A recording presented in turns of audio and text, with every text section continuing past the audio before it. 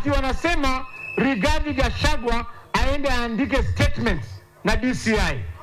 Wewe Murkomen, tunataka tukuambie kwamba Rigathi haezi enda andika statements na wale watu ambao walikuwa naua Gen Z wetu.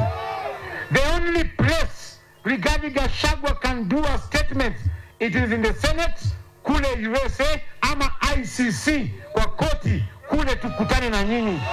Na mimi nataka kuongea na familia ambazo zilipoteza watoto wao katika maandamano.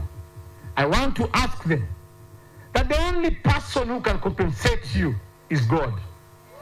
No human being can compensate the death of your child. Exactly 2 years before the general election, sababu kura tutapiga 2027 tarehe 10 mwezi wa 8. Siku ni chache na tutavumilia.